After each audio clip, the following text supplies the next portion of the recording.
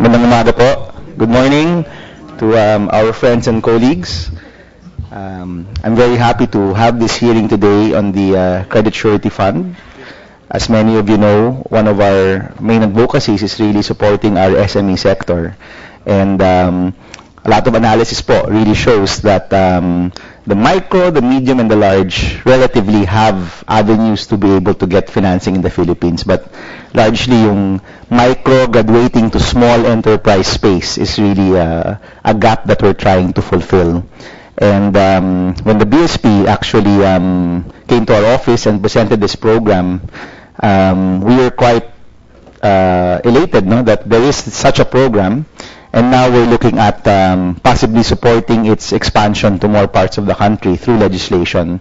So today, this will be unlike most hearings these days in the Senate, which are contentious or adversarial. This will actually, I'm hoping that we can really have a good discussion regarding the merits of the bill that we put forth, and especially of the Credit Surety Fund.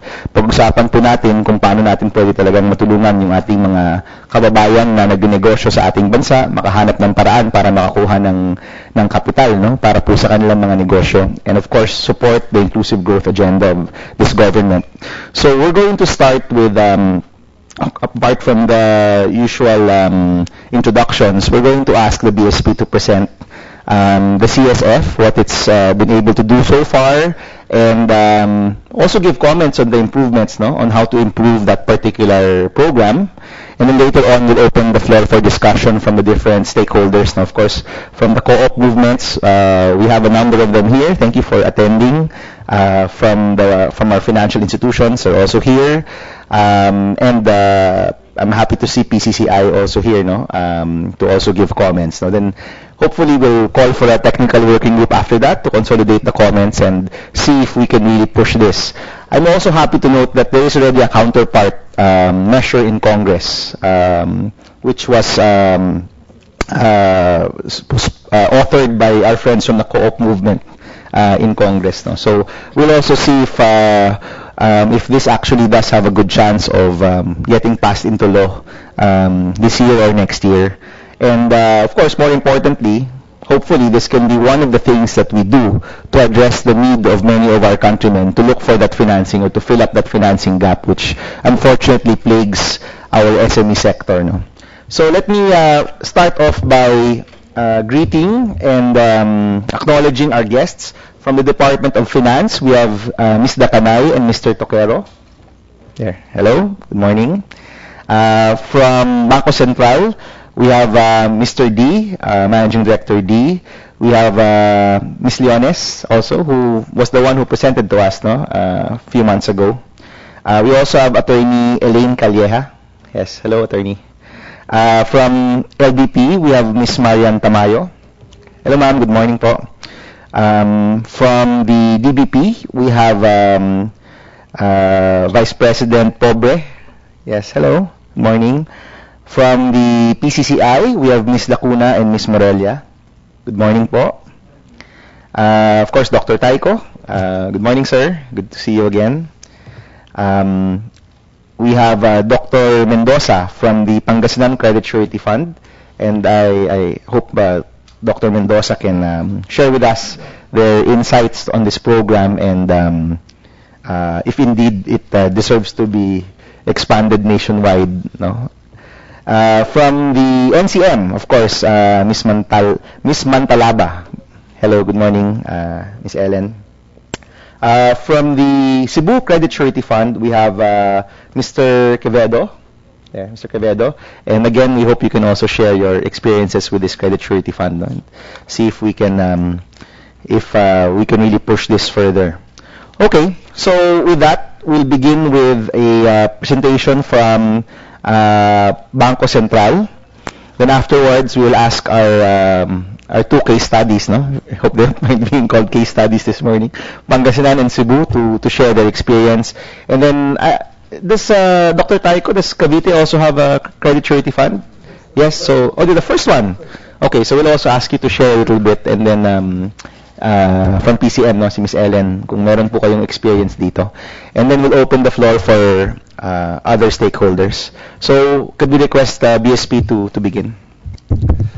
Good morning, Honorable Chairman Aquino, members of the Committee on Trade, Commerce, and Entrepreneurship, various representatives of government offices, private financial institutions, different organizations, the cooperative movement group, ladies and gentlemen. The BSP launched the CSF program in 2008, and this was in August, and we have the opportunity to present today the first credit surety fund in Cavite Surety Fund, which is represented by Dr. Oscar Taiko. That was in August 2008, and since that time, the number of credit surety funds that have been launched has risen to 30 as of this year. Also from the humble beginnings of really trying to make sure that we at BSP are able to contribute to the financial advocacy of inclusion, we have provided some guidance and standards in making sure that the growth of the surety funds is steady and sustainable. So, for the initial purpose that we had for having the credit surety fund was really for sowing the seeds of partnership, the government and also the private sector, and at the same time allowing for those at the MSME sector to be able to avail of credit from banking institutions even with the absence of collaterals. At the same time, we saw the need for providing capability enhancement to the basic ability of cooperatives and other MSMEs to look at how to approach banks. In other words, the ability to have financial information, the ability to look at business plans, and likewise to develop a certain track record which would allow them to graduate, say, from a small micro-entrepreneurship business to a higher and medium-scale business. So today what we're going to do is to present to you an audiovisual presentation so that you'll have a better appreciation of what the CSF is. At the same time, time permitting, with the chairman allowing us, we can do a PowerPoint presentation.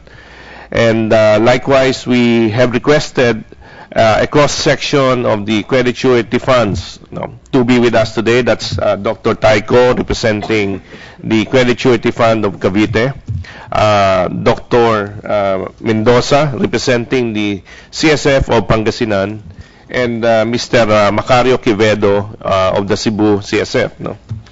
So, without much ado, we'd like to present the audiovisual presentation.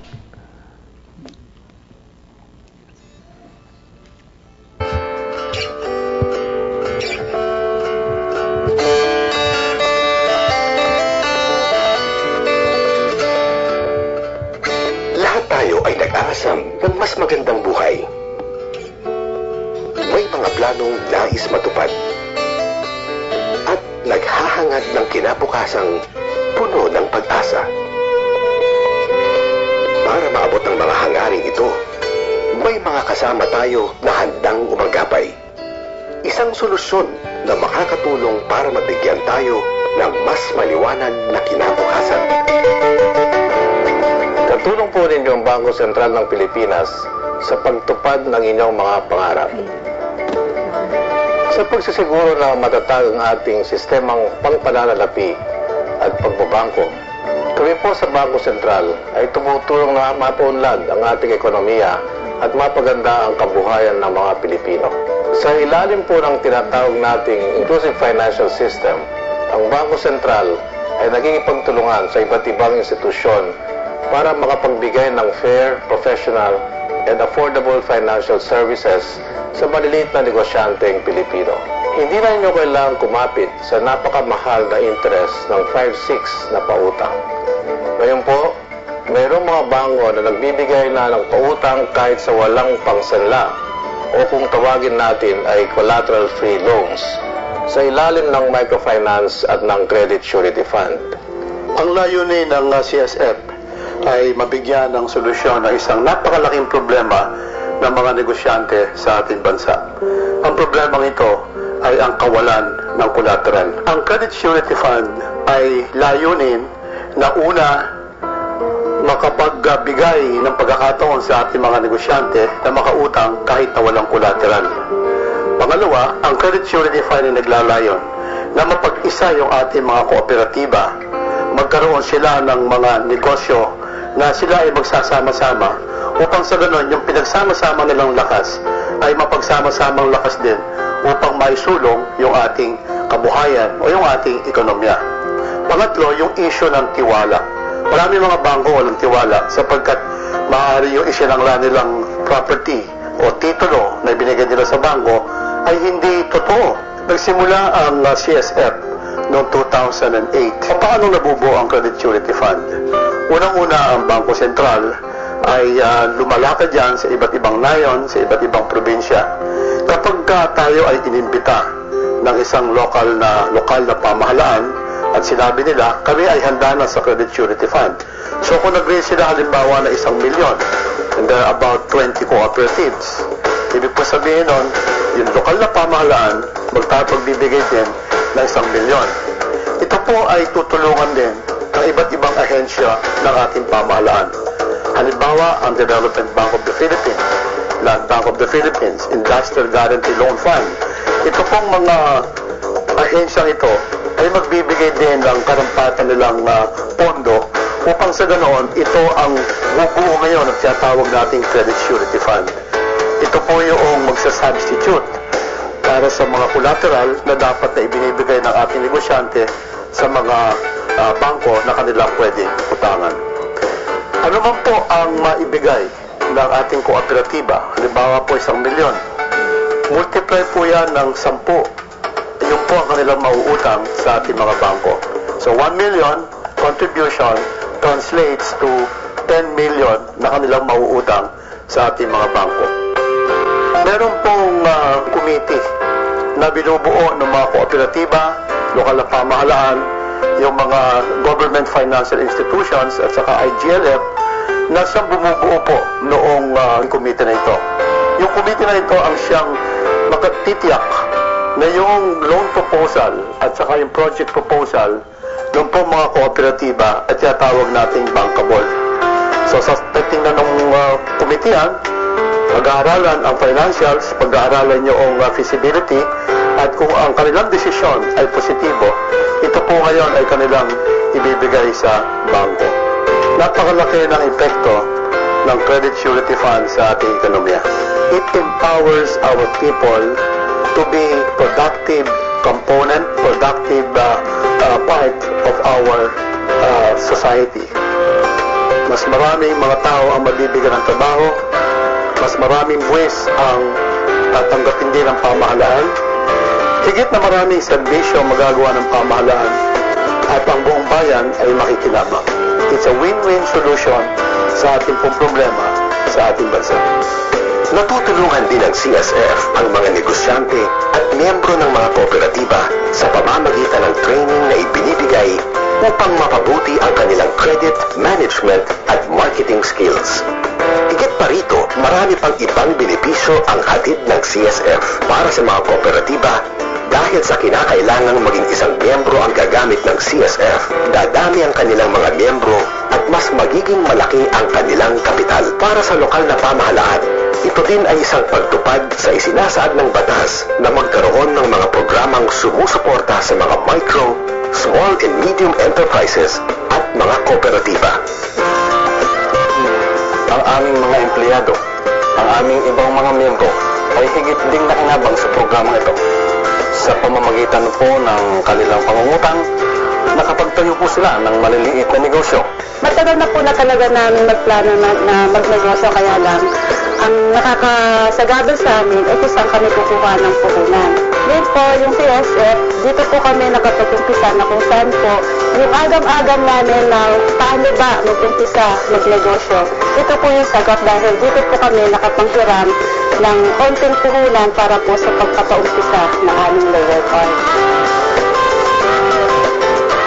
Before availing of the loan, we were producing on the average about 300 to 320,000 kilos of shrimp a year. Right now, we are pretty sure we can hit almost 400,000. Because of the capital that was provided by the CSF, we were able to buy our generator and then improve our production.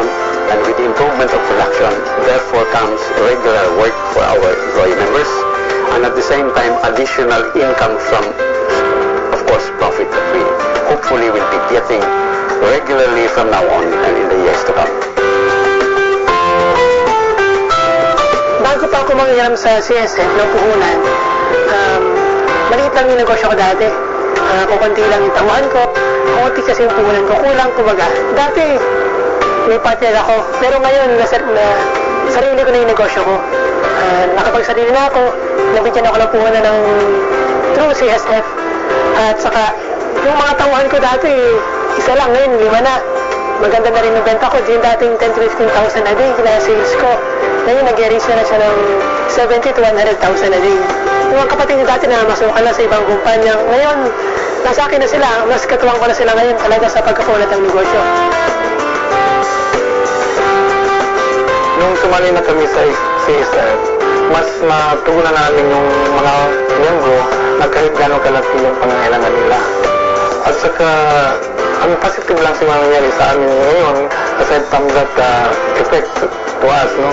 Yung mas tumami yung gustong sumali sa kooperatiba. So, mas napalaki namin yung capital base namin at saka mas nakatulong sa income generation ng kooperatiba. Talagang gumana ang pamumuhay namin dito sa CSF. Napakalaking ibinaba ng interest na ibinabayad namin. Nakatulong pa kami sa mga kababayan namin kasi nung dumami ang stocks namin, kailangan namin kumuha ng mga extra workers para po ikita ang lahat ng aming mga project. Ngayon po, malaki na ang volume na nakukuha namin. Ang kwarta na among naalam na nagi sa CSF, among katugi pamalit o mga imports na kinahanglan dyan, essential sa among tanom. Una-una, ang among produkto, pag-export, no? Among nagkiyatala sa Japan, na akan may market sa Korea, sa New Zealand, sa Middle East, at saka sa China. Daghay nga dalaw nakasulod sa among komunidad, no? Gani,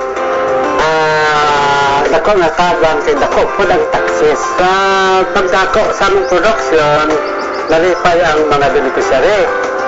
Gani, nag-promote sila o promotion sa employment sa ilang mga kadugo.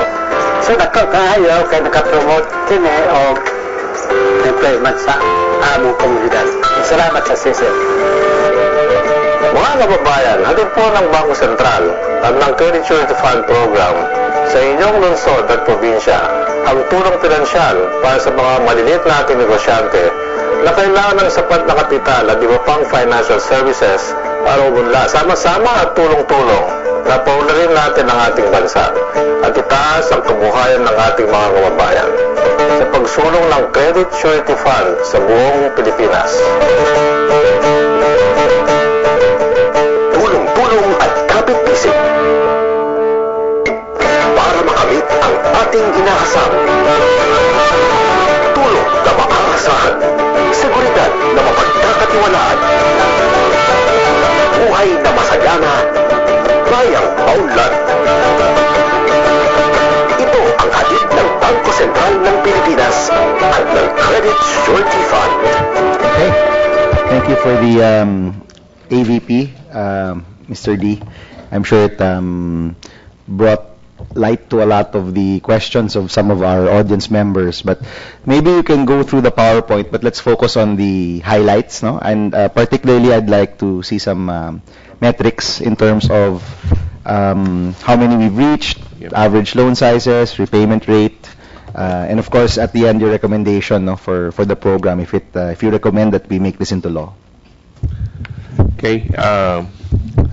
5 years later, we have the following numbers. We have established 30 credit surety funds all over the Philippines, the Visayas, Mindanao, Luzon.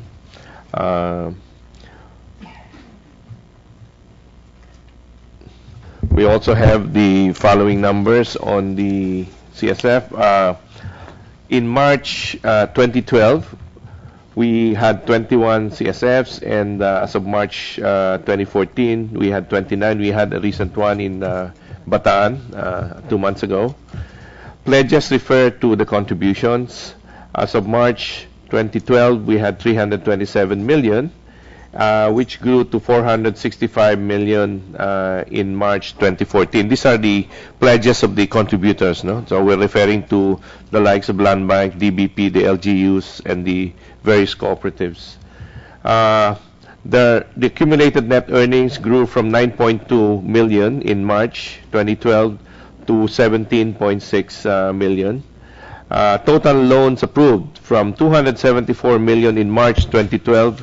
It is now 1,121 million as of March 31, 2014. And the total beneficiaries has grown from 415 in 2012 to 8,421 in March 2014. So the plans for those new CSFs to be launched, we've done the 2013. We have Northern Mindanao as part of the fold, Aklan and Tarlac as well.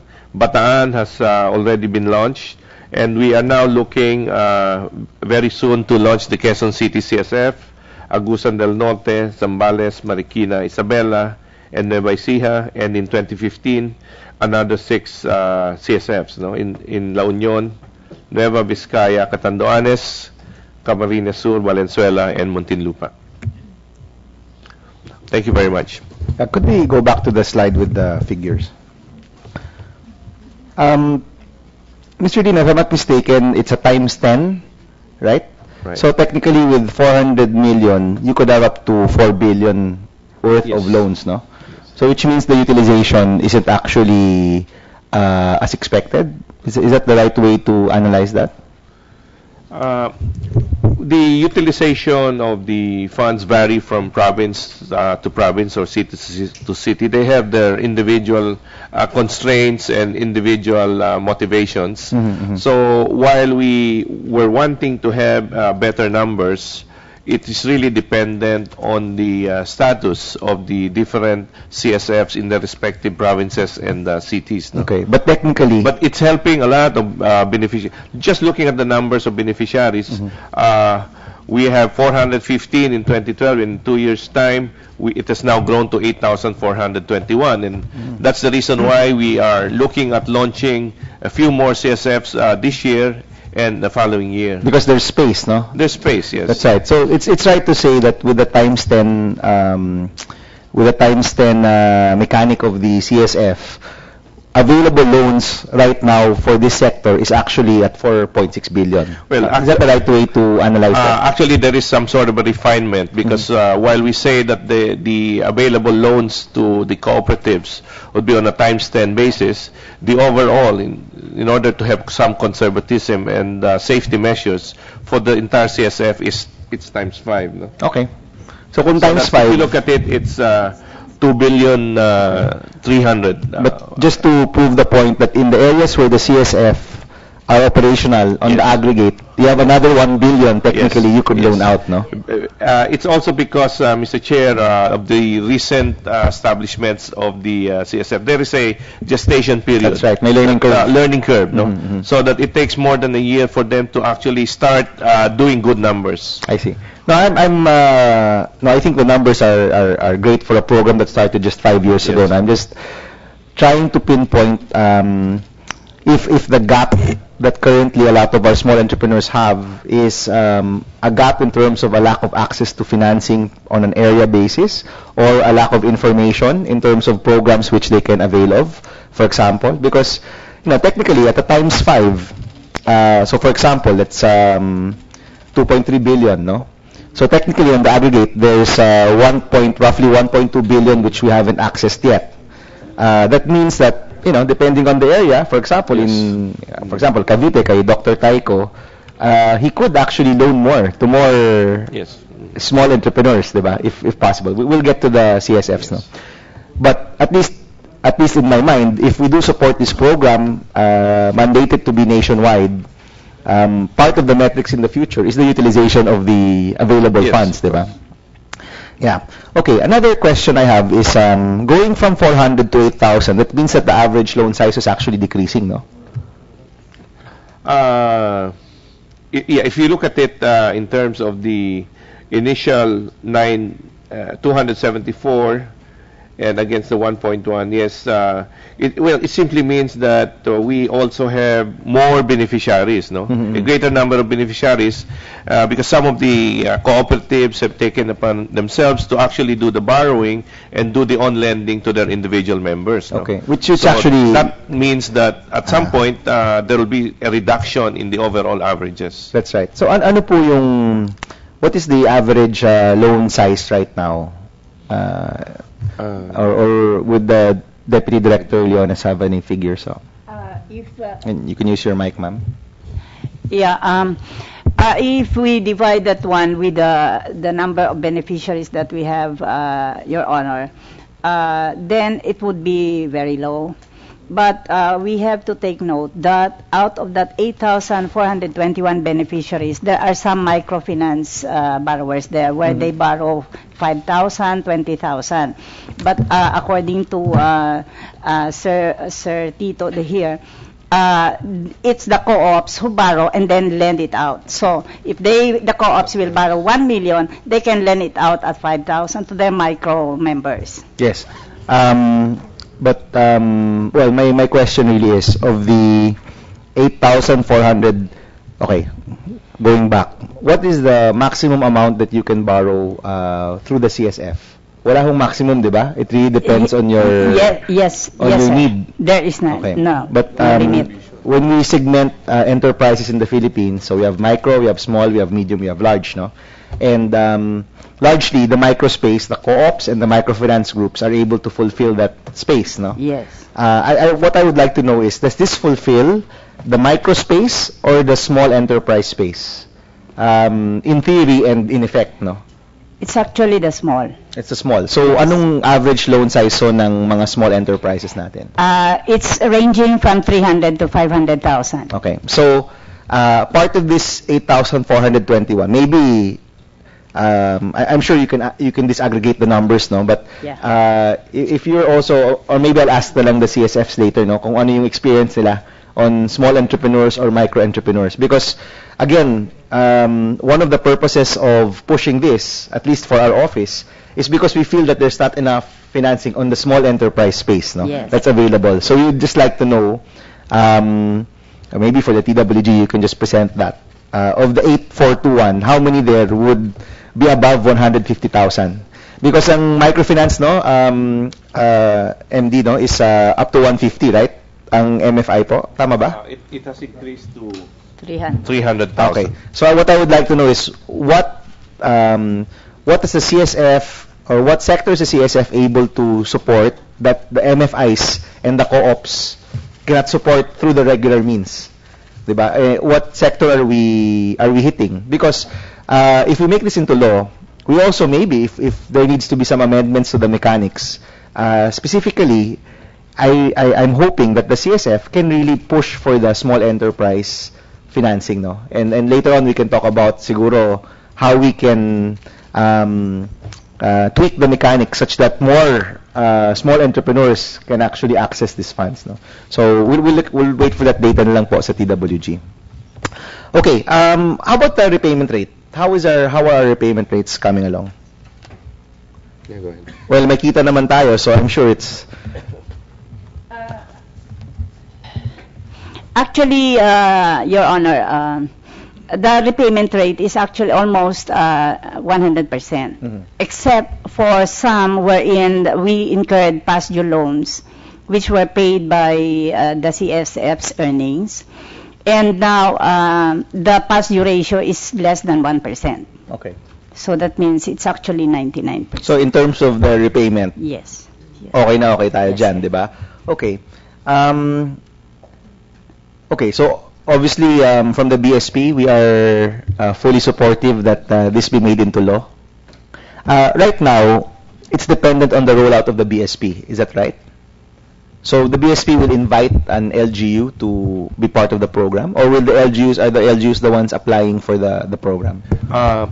It depends on the LGU, Your Honor. Sometimes we get requests for us to make a presentation for the CSF, and sometimes we look at the numbers and the provinces and cities that we feel would be in a better position to have the CSF and would benefit from the operations of the CSF in their province. So both ways, no? Both ways, yes. Okay. If we make this into law, will that accelerate the rollout? I guess it will, no? Okay. And the rollout to all provinces, you can imagine, can be done in 3 years, 4 years, 2 years? Or depende lang po yan sa budgetary constraints? We'll have to have a more definitive position in so far as the number of CSFs is concerned, no?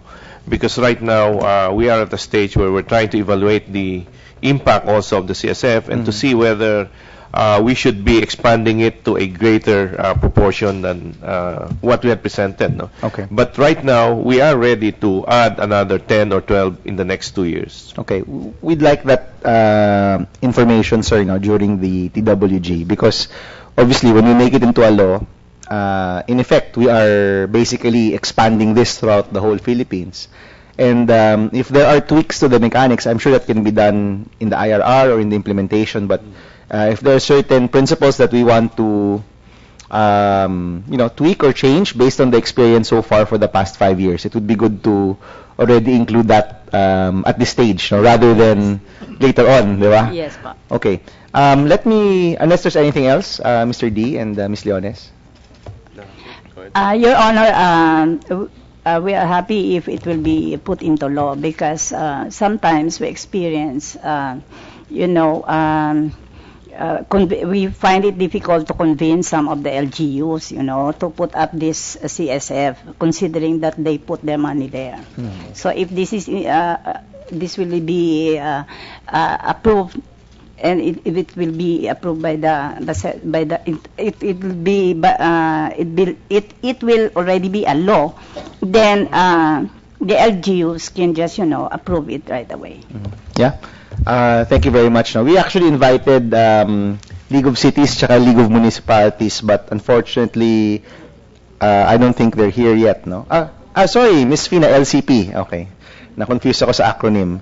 Ms. Fina, maybe before we go to the provincial surety funds, you can give a quick comment on that suggestion. Are you supportive of the credit surety fund? How is this received by our LGUs? Currently, Mr. Chair, we don't have official position yet because we have yet to present this to our National Executive Board, which we will have around August. So, based on the presentation, it is really a great help to our MSMEs, and also to one of our advocacy is to enhance the local economic development. So, I think the problem lies on the information gap, because some of the LGUs, I think, is not really aware of this program. So if this will be passed into law, then medyo parang two ways po kasi siya eh. So currently, it can be sustainable as of this stage, as long as the LGUs are aware. Kasi kailangan po nating isipin din yung readiness of the LGUs to actually take on this responsibility, because if we are going to force it to them, then baka naman yung capacity development, medyo dun po magka-problema. But we will present this, and maybe if we can also invite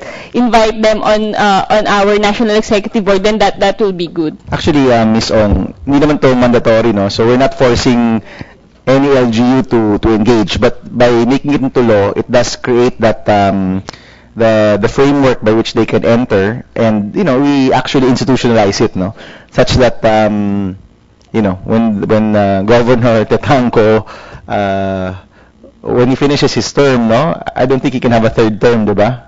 Or can he have a third term? No, hindi na pwede, diba? So when there's a new BSP governor, for example, they cannot just scrap the program because it's already a law, diba? That's the purpose of making it into law. But just to put on the record, it's not forcing any LGU to spend for this, no. But of course, if it's already a law, the LGUs, I think, can be encouraged to do this, because MNS, no, micro and small enterprises, and even medium enterprises, can be found in all parts of the country, no. Wala ho atang LGU ang walang micro and small enterprise, no, definitely. So I hope the BSP can accept the invitation, no, to present to the LCP.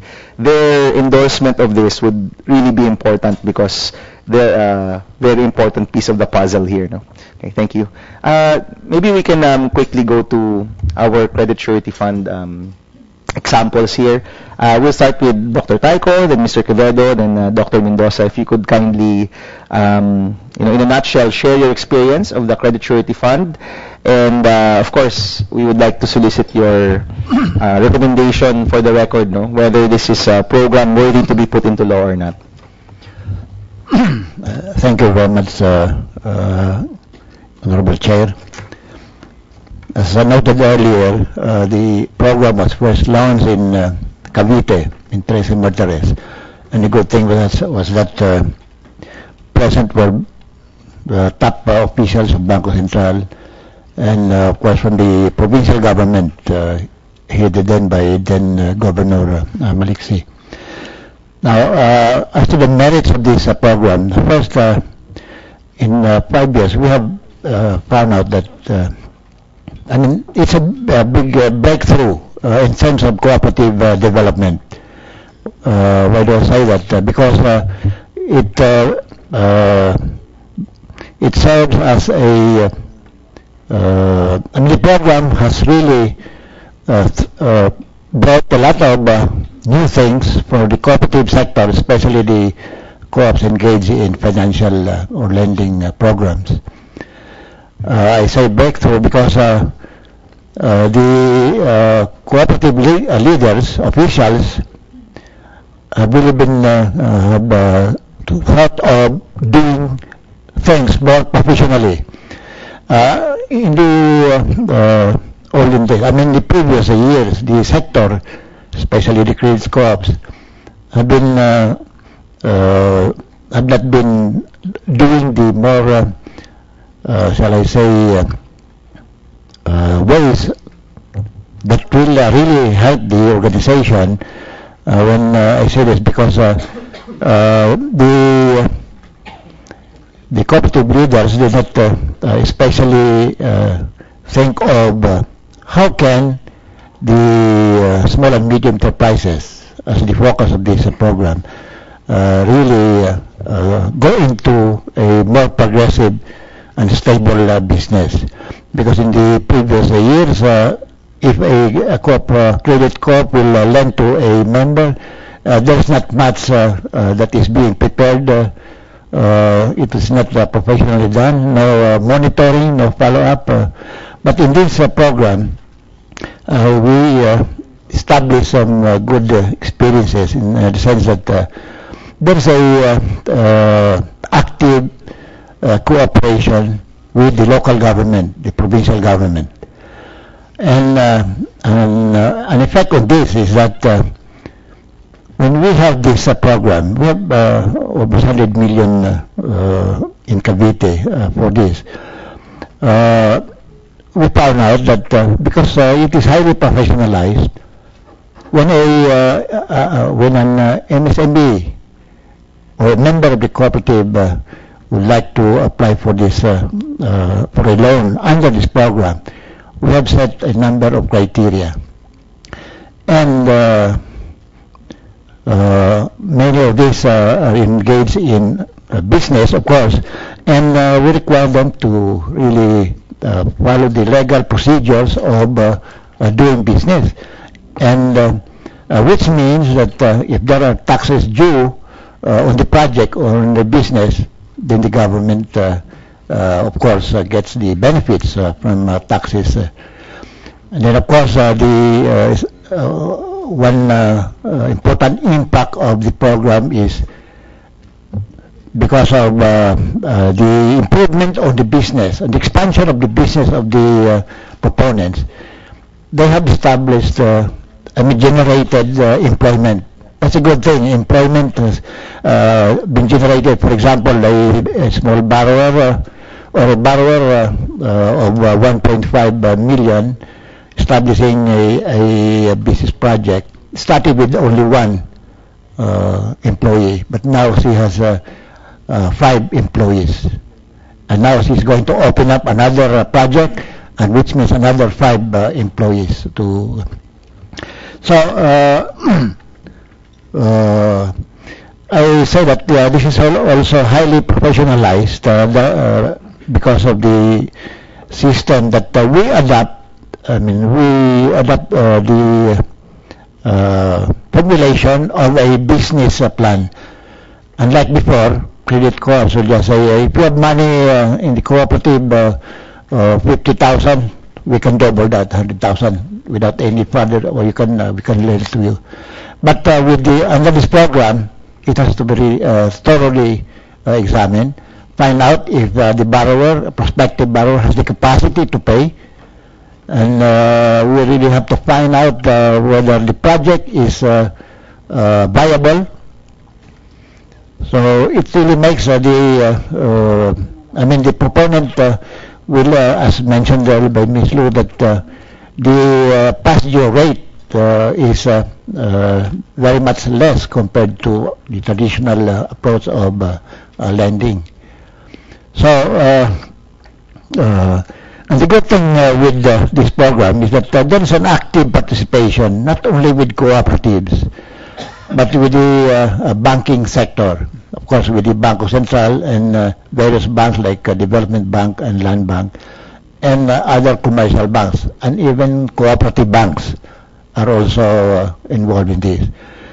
So there is, well, in my province, our pass-due rate has been very low because of the constant monitoring of the projects that we are engaged. Thank you, Dr. Taiko. In your experience po, the average loan size, what would be the average loan size? Or we have set up a policy on our own in the province because we have an oversight committee. Mm-hmm. And we have decided in the oversight committee that if the borrower is applying only a loan for 300,000 or less, let the cooperative lend directly to the members. But if it is more than 30 with no limit, depending on the project size, then it depends on the project that is being thought of by the borrower. So there is no limit, but under this program, under CEZ, 200,000 loan or higher can be availed of. And again, we would like to base it on the business plan set up by the borrower and the cooperative. Dr. Taiko, thank you very much. Mr. Quevedo, if you can share your experiences with the Cebu Credit Surety Fund. Good morning, Mr. Chairman Keno. In our experience, you're asking on the average size of the loan releases. With Cebu Credit Surety Fund, the primary cooperative were able to contribute about 24.5 million out of the 47.5 million contribution, including the LGUs and the banks.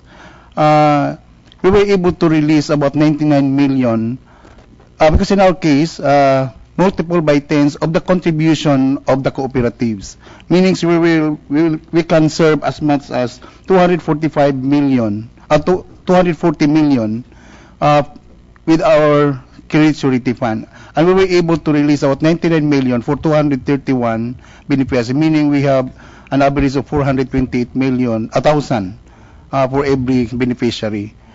So why we are very supportive with this program, because number one, it multiplies by 10 the capacity of the co-op to serve its members. So we have the capability also of expanding our business in the area and servicing more members in the area. So that's what happened to our case in Cebu, because we are now recognized by the community that co-ops can serve as much as this loan, because we realize also, Mr. Chair, that we have lots of microfinance institutions serving in the micro entrepreneurs, but we have not seen their plans to make these informal sectors to graduate into formal sectors. That's why we're posing this program of Central Bank, because in our case, these 231 members are now formal entrepreneurs. They are now paying taxes in the community, in the LGUs. That's what we encourage LGUs to join us. However, we have problem with them because we have a problem with COA, because they will, according to them, they are hesitant to join in this program. They might be questioned by the Commission on Audit on this kind of investment because we don't have any personality. They're questioning our legal personality because we are not a corporation, we are not a cooperative, we are not even a they don't know how to call us our organization. So this is one of our challenges in the area. That's why only Cebu City accepted the program in the province of Cebu. And now we're working with the province and other cities in Cebu. They are not saying no, but these are the issues concerning with this program. Why we are posting this also, Mr. Chair? Because this program promotes to encourage members to become good peers in our co-op. We give this as their incentive because once they will graduate into formal entrepreneur, they are now asking for the desired capitalization they need for them to grow their business. This program really help us help these entrepreneurs because they are now into a business that they are dreaming.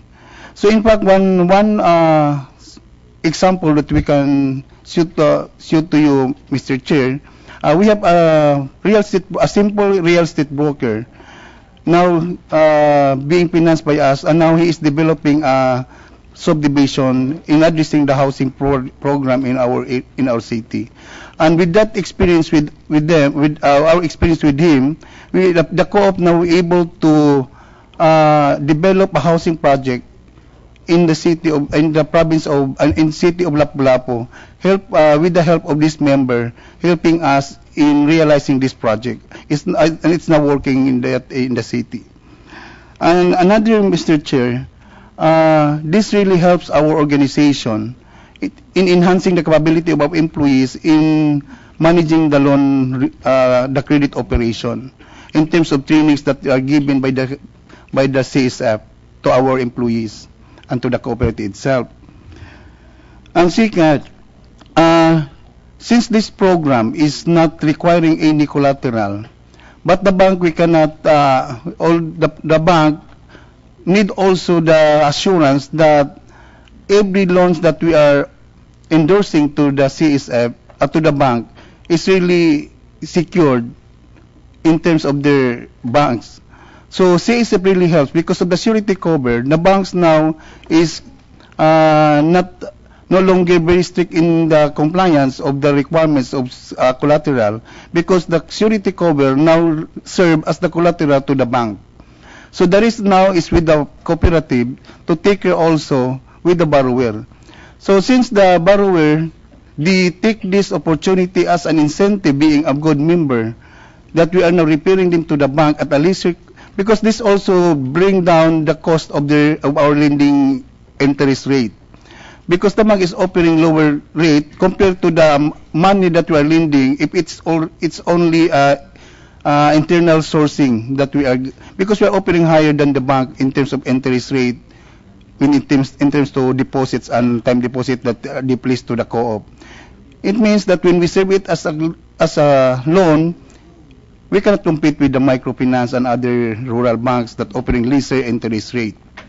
So with this program, it will be beneficial to the beneficiaries because the bank also give us a capping on the markup or to the interest rate. Like with DBP, okay, we will give you 9% as long as you will give only at 12%, meaning 1% interest rate. So if not, without this program, we cannot offer 12% interest to our members. But with the program, we can offer 12% because the fund used in this program is coming from the lending bank of CSF. Another, Mr. Chair, it also strengthens our linkages with the LGU. Because if with this program, we can now tie up the program of the LGU, because cooperative can easily align our program to the LGU, but the LGU have a hard time in giving us the program in line with our program. So with this tie-up, it's easy for us to tie up with the program, to collaborate with the LGU in terms to technical assistance. So financial servicing may be done by the co-op, but technical assistance can be a great help to the co-op, especially when we are dealing with farmers and fisher folks, because they have the program in the province and other benefits given to the farmers. So we will be worrying only on the financial aspects of the need of the farmers and fisher folks. Maybe that's the best practices we experiences that we have that I can share today, Mr. Chair. All right, thank you, Mr. Quevedo. Dr. Mendoza, maybe just a few minutes, to, I mean, kung nasabi na po, maybe don't have to repeat, but in your experience, what is your experience with the CSF in Pangasinan? Yeah, okay. Thank you, Your Honor. Hello.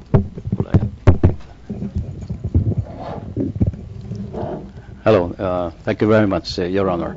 I'll go immediately to a basic question as far as these programs is concerned. Listening to the explanations, one might say, hey, it's working, so why do we have to legislate if it is working very well? So what's that? Why disturb it, right? In our experience, this is the basic question.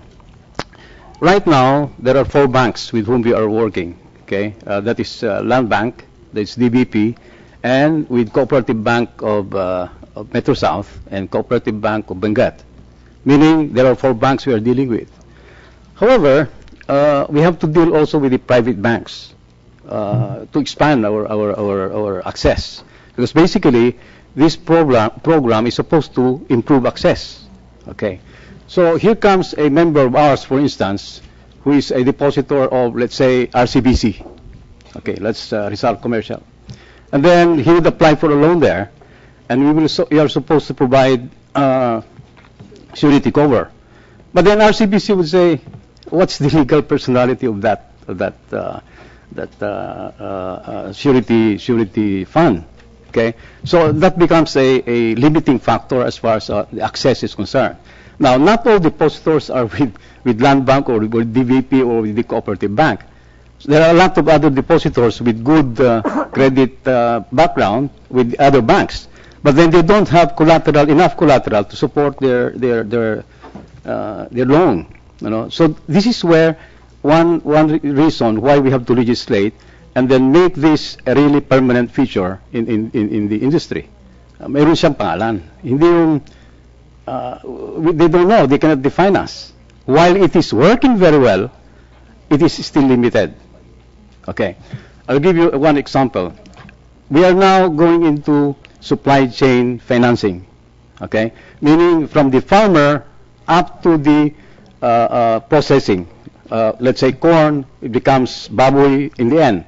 But we can't do that if you have gaps in the support of financing.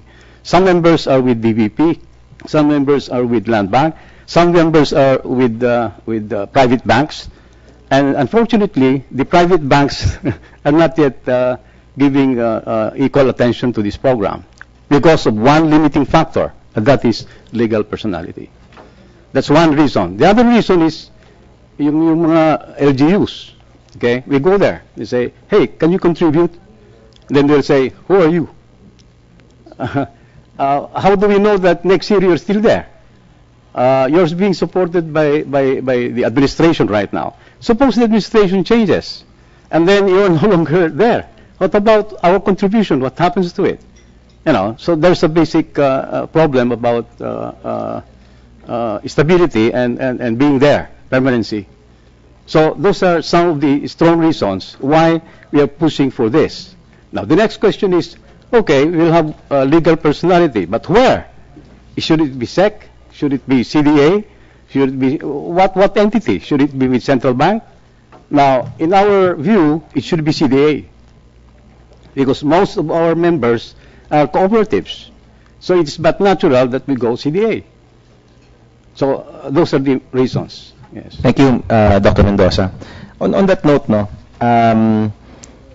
definitely I think this law will create the legal personality. Now, where it will be lodged, well, CDA is definitely the logical choice for the co-ops, no? But one of the suggestions that was put forth was to allow microfinance NGOs to also be part of the CSF, aside from co-ops. But in that case, the microfinance NGOs are technically outside of the ambit of the CDA, no? Your Honor, may I correct that? Yeah. Because then some of our members are not cooperatives right now. But then when they become part of the CDF, you know, they become part of a collaboration, and therefore when we register with CDA, it is the CSF which registers and not they. The member, okay. Yes. So therefore, even if you have NGOs or members of this, you know, it is the organization itself which is registered. So CDA, we have consulted CDA. I think they have the mechanism to do that. Okay. Yeah. May I ask BSP for their suggestion, no? Where to lodge the CSFs? Or is it still under discussion? It's Mr. Chair, still under discussion. Okay. I guess this will be taken up in the TWG, no? When we have our TWG. One suggestion was to lodge it with DOF. Do you have a DOF representative? Do you have a suggestion where to lodge the entity? Ms. Dakanay? Or Mr. Toquero? Actually, sir, I'm from the Corporate Affairs Group. We monitor the GOCCs, no? And it's the position of the, more or less, we try to rationalize the new creation of GOCC. So, sir, we will consult first. Okay. This is not the GOCC though, no? Yes, kasi nga we're looking at the, no, we don't know the personality, the legal personality indicated in the bill. So, yes. I hope it's not a GOCC. Well, I don't think it's a GOCC, no? Hindi naman, no? It's, you're actually creating councils, no? In the same way that every LGU actually needs to have a local council, a development council. So, looking at the bill and looking at the closest, how do you call it? The closest entity. It's quite similar to a local council in the sense that it's a formal council, but it's not a GOCC. It's recognized as a body which does promote policy. But in this case, there is that ability to lend out, no, or to disburse actually funding. So we might actually have to create a new animal here, no? But I'm hoping that we can agree in the TWG which animal this is, no? Because sayang naman if because of that structure we won't be able to push for the benefits of the CSF all over the country. Okay, Ms. Ellen, do you have any comments, please? Kung pwede po, quick na lang. Thank you, Senator Aquino. Now, this is a laudable project, and this is one of the advocacies of NCM, that is an integrated cooperative financial system, which we started late 1990s, early 2000. Then we appreciate the recognition of BSP, of cooperatives as a partner in economic development, especially the micro, small, and medium enterprises. now through the credit guarantee system. Now, my question is this: who are really qualified to become members of CSF? Now, what are the qualifications of co-ops and NGOs? Shall we consider their financial performance or their long-term sustainability? Because if they are not sustainable, now there will be problems as far as past due accounts and the collection rate. Then second would be, what would be the extent of participation of local government units? You know, when we talk of local government units, it's actually the terms of office of mayors, governors, and the political color included in this particular participation of local government units. We actually have experiences right now that when there is a new governor or a new mayor that has become unsupportive of cooperatives because they have been being supported before of former governors or former mayors. Then also the question is on the regulatory agency, because this group should also be regulated in terms of performance. What about, since this is also, the cooperatives are conduits, now the cooperatives may suffer as far as their performance if the collection rate of the borrowers through the CSF will not be performing. Okay, thank you. I think you named most of the points which still need to be discussed in the TWG. No? Primarily is the legal entity. Secondarily is the where it will be lodged, no? And there are a few suggestions now. Although I don't know if the BSP can get, maybe BSP might actually be a good place. I don't know, sir, because since the program emanated from the financial inclusion drive of the BSP, so that's something that can still be discussed. With regard to the membership, no?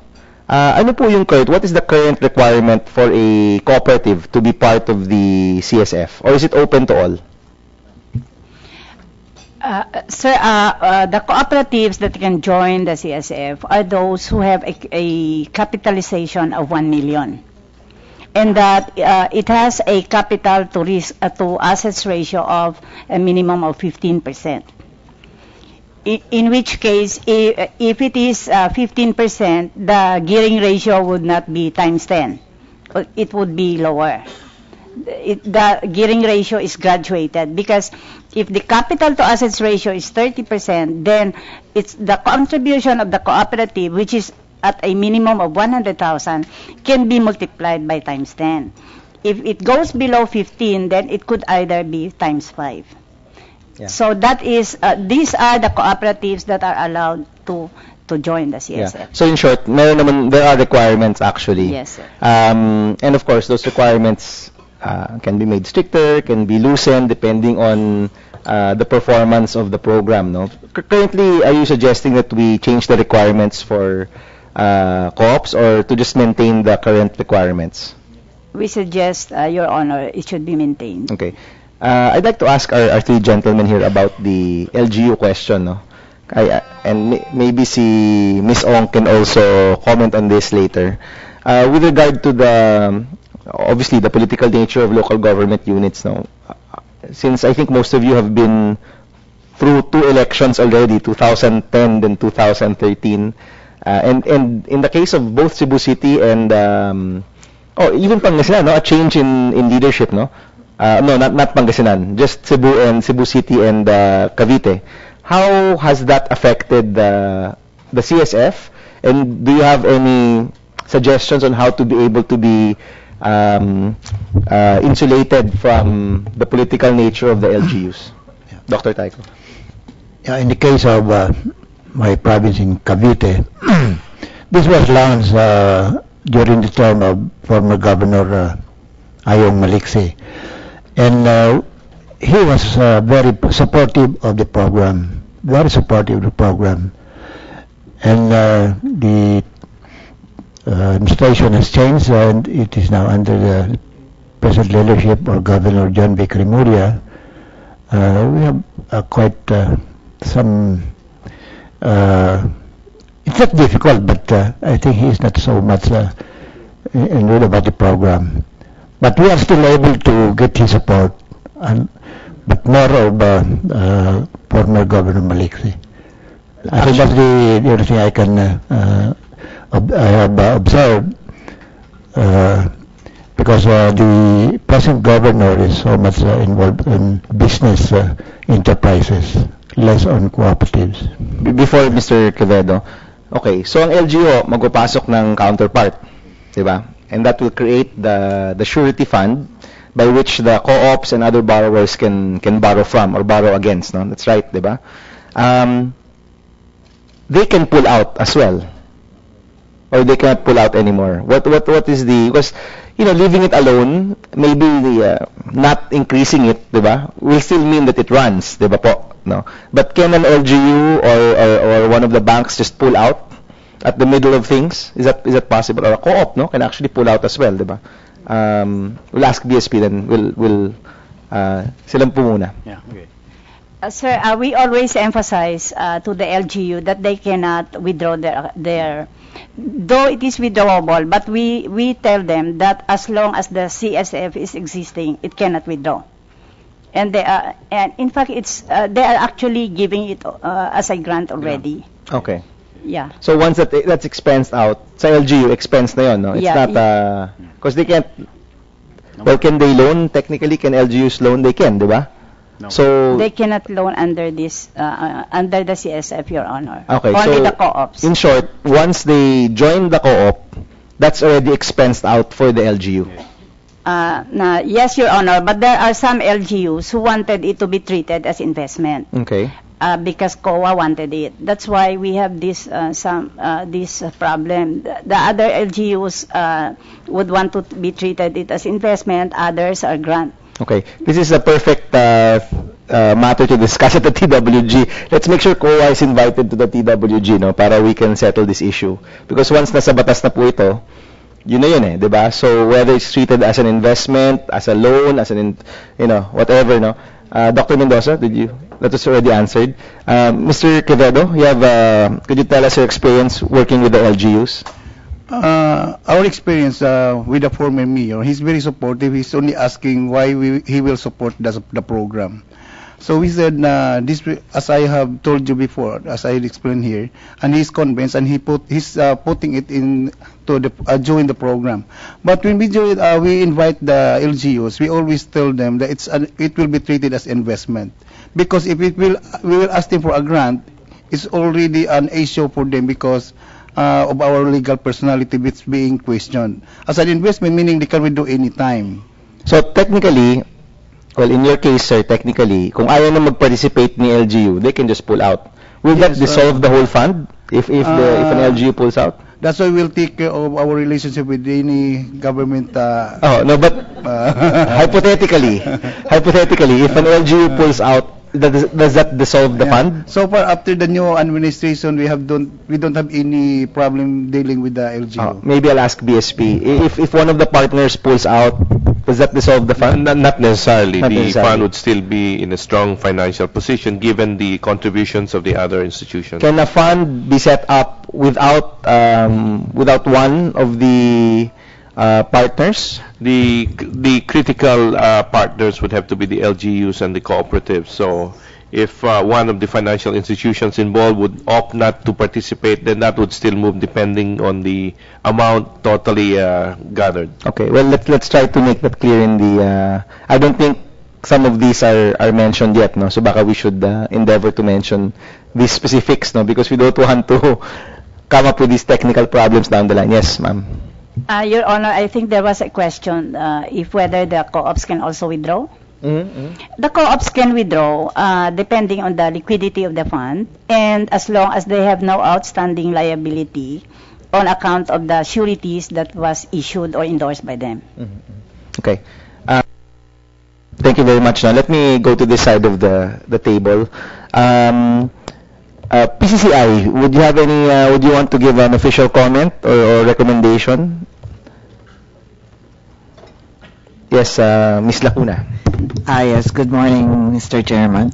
Yeah, the PCCI, since one of our advocacies is also to help all our MSMEs members, we fully support the passage of the bill.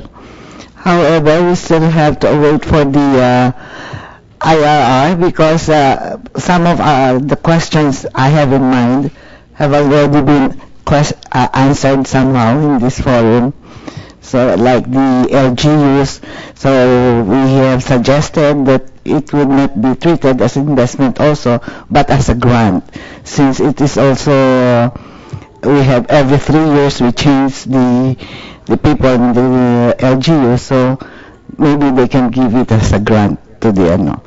And in any case, ma'am, I'm familiar with, and Ms. Ong may refute me, no, but I know of a number of LGUs who have very good enterprise programs, no, for their constituents. And that's mostly considered as grants already, no, yung development work na yun. Okay, thank you very much, ma'am. We'll put that on the record. From DBP and the Land Bank, would you have any suggestions? Hinuhuli ko po si BIR and DOF because there's a question on tax exemption here that I would like to raise. No? Yes, Ms. Pobre. Honorable Senator, I'm representing the Industrial Guarantee and Loan Fund because DBP is the one that administers the fund. Okay, we have always been supportive of this program because BSP is a member of the IGLF. In fact, it is the vice chair. The chair is NEDA. Okay, Mr. Chair, my comment is it's relative to IGLF because it was mentioned here that it is a GFI. DBP, sorry? No, the Industrial Guarantee and Loan Fund. We just like to underscore the fact that it's not a GFI. No? It's not. So it is already in the position paper which I submitted. And it has also been the position of IGLF that it not be mentioned specifically because whether it is, even if it's not mentioned, we will continue to support. And we've been always supporting. So yun lang, because number one, hindi naman po GFI. Was it there? Okay, sige. We'll change that in the draft, but no? We've always been supportive, and in fact, they're requesting another for the year for the opening of the establishment of the additional CSF. It is now being recommended for approval. Thank you. And just for the benefit of all the resource speakers, no, we're just at the first stage, so medyo ano pa po to. In the process of legislation, medyo we still have a ways to go. So all of these comments, of course, are quite welcome, and I hope we can resolve these issues no before our next hearing or at least during the TWG. No, Ms. Tamayo. Good morning. Can kindly press the button, please.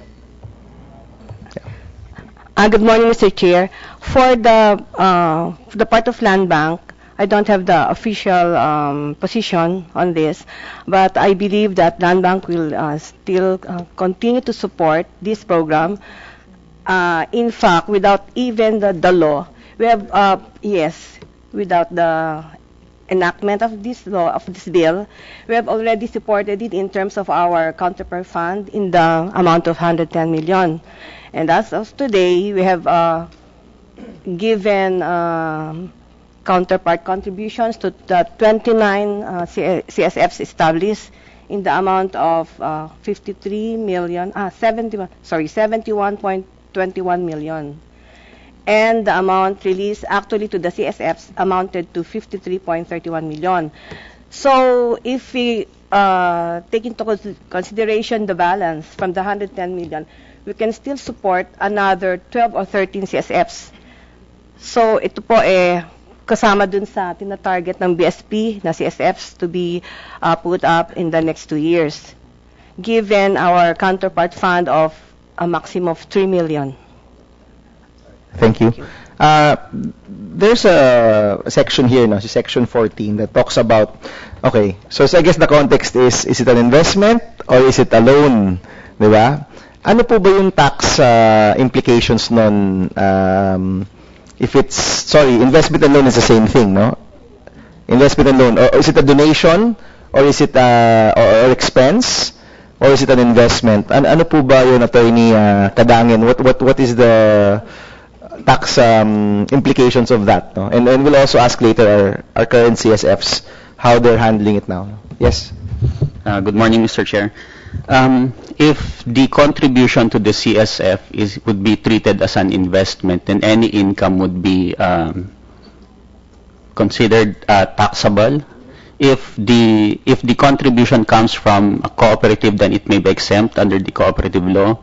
If the contribution is from the local government unit, it may also be exempt if the investment will be treated as part of the performance of governmental functions.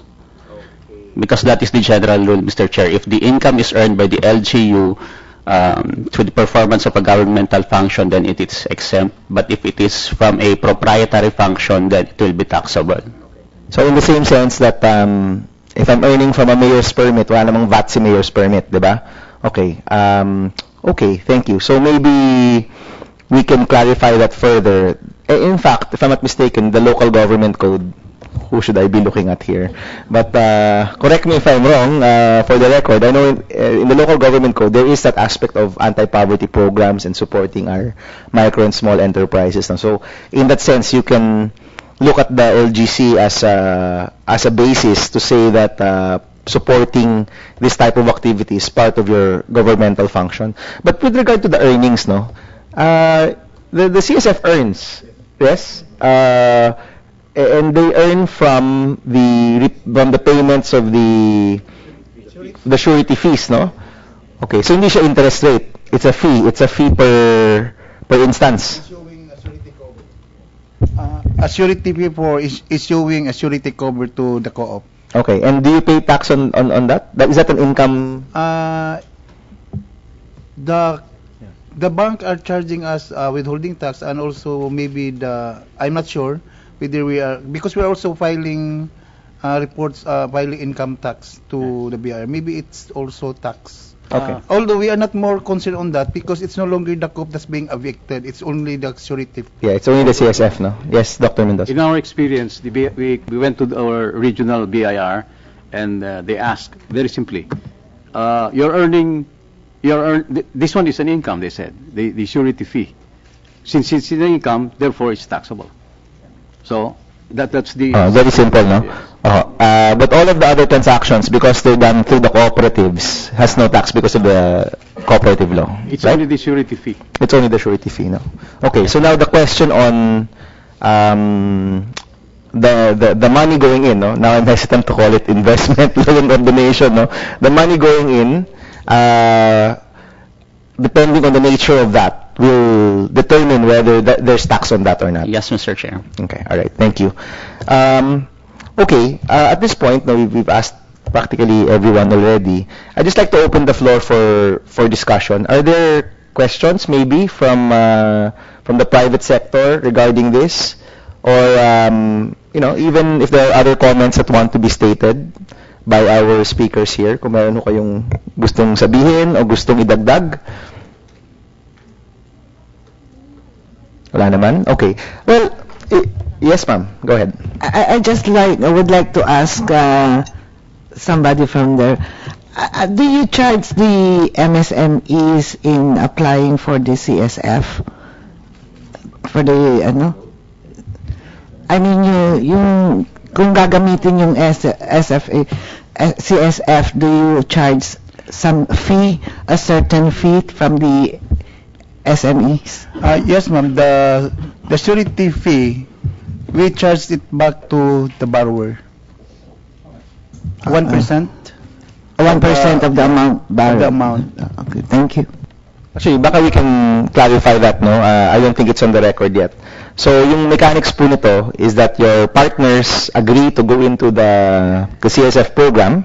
So, currently, we'll just use program, no? Because hindi pa clear kung ano yun legal entity, but the program, which is the LGU, DBP or LBP, and your participating cooperatives, no? And hopefully eventually end microfinance institutions. No? So, they all have a counterpart fund. Is it all the same amount? Not necessarily, no? But based on the financial standing of the co-op, there is a corresponding multiplier effect to the surety fund. Okay. So, for example, times 10 is the maximum. So, for example, Dr. Taiko's cooperative puts in 5 million, for example, then there's a 50 million surety fund. Okay. Now, that's right, no? If it's times 10. Endorsable or credit line. Okay. 50 million credit line. Now, their borrowers of their co-op can now lend based on that 50 million. So, Dr. Taiko's co-op will say, entrepreneur A, based on your business plan, we're allowing you a cover of 500,000, for example. That cover, the entrepreneur can use that to borrow based on that cover, diba? That becomes their substitute collateral, in effect. So they can go to a private bank, or they can go back to the co-op, tama ba yun, ma'am? And borrow from the financing arm of the co-op based on that surety fund. So they have multiple options. Tama po ba yun? Or only the private? Your Honor, if it is the co-op who will grant the loan of that 500,000, then there's no need of a surety cover. Because it's already a credit line for them, no? No, excuse me, Your Honor. Based on the 5 million, they have 50 million credit line or endorsable loan from the bank. Now, if it is only a 500,000 and the co-op's resources can accommodate that loan, then they will release, but it will not be covered by the CSF. It will not be covered by the CSF. By the CSF. So in effect, the 50 million, they'll draw down from the 50 million. If it is drawn from the bank. Yes, from the 50 million fund, no? Pero hindi siya, it won't be treated as a cover, as a guarantee cover, because sila na rin mismo yung nagpapautang. Sila mismo so it becomes like a credit line. Yes. No? But if the entrepreneur is borrowing from another institution, yes, then that in effect can become a alternate collateral to the private institutions, no? Yes, Your Honor. Tama po ba yung mechanics, no? Okay, and in the process of getting this guarantee, or sorry, again the term, you also have to figure out the terms now, but in getting this cover, there's a surety fee that they pay, which is 1% of how much they are covered. Tama po, no? Okay. So, yes. Just to clarify, there is a range of fees, no, so that it would vary from CSF to CSF, no, so it can go as high as 5%, no. We leave that to the implementing cooperative, no, yes, on what it is. But there's a maximum, yes, which is 5%. Apart from that 5%, there's no interest on that, diba? Because it's a cover, right? Wala hong interest yun, Mr. Quevedo. Mr. Mayroong interest yan, Mr. Chairman, since ang sa amin sa Cebu, we do not, we implement it na instead of acting as guarantor to the bank by endorsing that loan, we want the bank to release the loan to us and we will be the one to release to that beneficiary.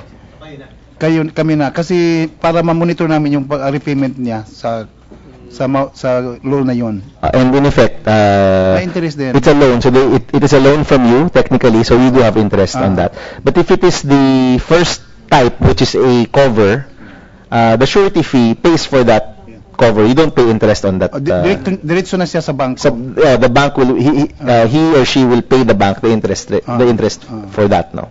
Okay. Right. Mr. Chair. Yes. I have a question. Now we're talking of loans of individual borrowers, individual entrepreneurs. Since co-ops are also entrepreneurs, yes, yeah, then there are also small cooperatives which need funds. Now, can these small cooperatives be borrow through the and be guaranteed by CSF? For instance, a producer cooperative, agriculture, agri-base, or whatever type of co-op that will be needing funds. Now, will they be can they be covered by this? Can their loan be guaranteed or covered by CSF? Good question. Does anybody want to answer? Okay. In our case, the cooperative, or in this case, it is the federation. It's a larger entity. There was a division of the kind of loans. For instance, if it is production loan by the farmers, the cooperative will be the one which is in charge. However, if it is a larger economic activity, like a big trading activity, or like a feed milling or rice milling, it is the federation which will borrow, because then this is a larger project. So it is the federation which borrows from a bank to be guaranteed by the CSF. And we are talking about, let's say, 50 million, 100 million projects. So in short, can be individual, can be institutional. Yes, yes, can be. Yes, sir. Mr. Chair, sa amin, we have flexibility also because there are co-ops that cannot meet the capital adequacy ratio. That's why the federation will be the one to guarantee to this cooperative for them to continue the servicing of their members. Any other? I hope that answered Ms. Lacuna's questions on the fees, no? What possible fees there are, interest rates. Are there other questions or suggestions? Okay, yes, Ms. Ong. Just a clarification. There's a counterpart from the LGUs.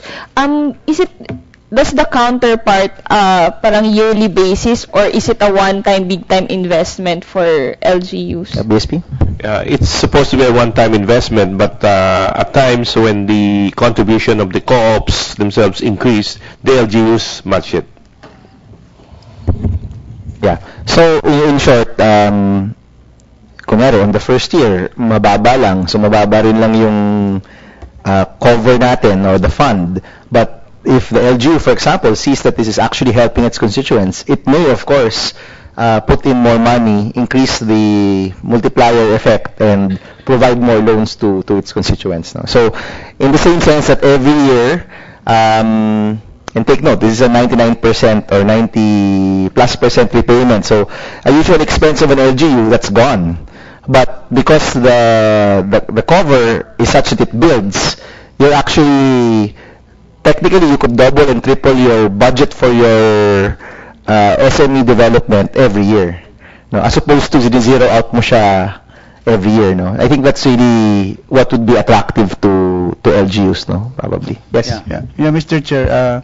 Kaya we are inviting other LGUs to join, because as many co-ops joins the CSF, it will increase our fund. So as we release also surety cover, since this one is not being used to lend, no, it's only the bank. So we need also to increase this fund, so to guarantee the surety cover that we are issuing to the co-op. All right. Okay. Yes, sir. There's an element of this CSF which is very beautiful in terms of capital build-up. Okay. Because of this, then we are able to increase capital build-up of the members of the cooperative and the cooperative themselves to the federation. Like, for instance, we say, okay, you want to borrow 500,000. We don't ask for deposit. We ask for capital contribution from the members. So you say, you want to borrow 500,000, you pay capital investment of 50,000, not deposit. So we have cooperatives who have increased their capitalization tremendously because of this program. So it is not a savings, it is an investment. And as far as the LGU is concerned, in our case, they were the ones who donated 10 million ahead of us, the cooperatives, and then we match. It's the other way around. And it was a one-time donation, and it's there, it's expense, period. In short, I think what Dr. Mendoza is mentioning, that the progressive LGUs will see this as as definitely a support to their goals, no, to support their constituencies. No? After all, at the end of the day, times 5 or times 10 to your funding, I mean, where else can you get that, diba? Okay, let me end here. We're going to adjourn, we're going to suspend, no? In the meantime, we'll be calling for TWG in the next few weeks. We hope that we can answer some of the questions raised. We're looking, of course, at DSP to lead us in terms of helping us figure out a lot of these possibilities, no, in terms of legal personality, the structure on the ground, etc., etc. And hopefully we can have a more improved or more refined draft bill for our second hearing. So I hope that you will all be as energetic and as enthusiastic as you are today during the TWG, because we will definitely need your inputs. No? So I'd like to thank everyone again for coming, especially our friends who traveled here from, well, Dr. Tarco's not that far away, malapit lang naman, no? But Cebu and Pangasinan, medyo malayo, so thank you for traveling here. And of course, if you can't make it to the TWG physically, you can send in your comments through position paper. So again, I'd like to thank everyone. Maraming salamat po. Magandang hapon sa ating lahat.